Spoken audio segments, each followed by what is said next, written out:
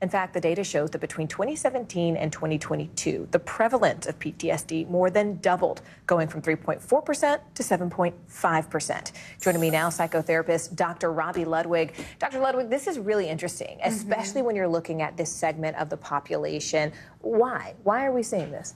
Well, I think we live in a different world. I mean, these kids experienced the pandemic where everything in their life changed, including loss of people they loved and not being in school and school shootings and sexual abuse, and everything they're viewing it on their phones. They know people who have experienced it, and social unrest too is a big deal. And there have been changes in the criteria for PTSD to make it more accurate. So we could be seeing a combination of what students are experiencing and the change and shift in the diagnosis. And maybe the prevalence also them reporting it. Because to your point about them seeing it, I think we sort of like unleashed this chokehold that was previously there on silence, where people are now talking about these things.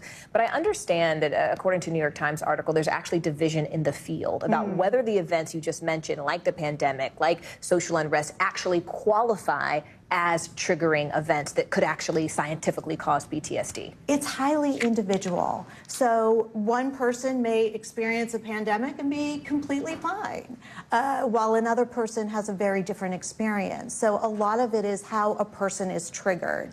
And you can't make a global statement that these triggers will impact and cause PTSD. They can. And then you assess the individual. You know, it's interesting when you think of PTSD, we are used to hearing that associated with war veterans, right? We just had D-Day commemorations. Why and how does this show up differently in college students? Because of their life experience. And, again, there's fear about school shootings. They hear about it all the time. They experienced the pandemic. The social unrest was right there. I also think social media makes things feel just more personal. And present. Yeah, and people are vocal about their opinions, vocal about what they're experiencing regarding mental health. And again, the shift in how we diagnose this disorder. But do the symptoms present differently in this population? Well, I mean, we can see that if you're a college student, you're socially isolated. You may have trouble with cognition. You might have depression, anxiety, suicidality. You might self-medicate with drugs and alcohol. So we do see this population being impacted in a very particular way that can influence their education.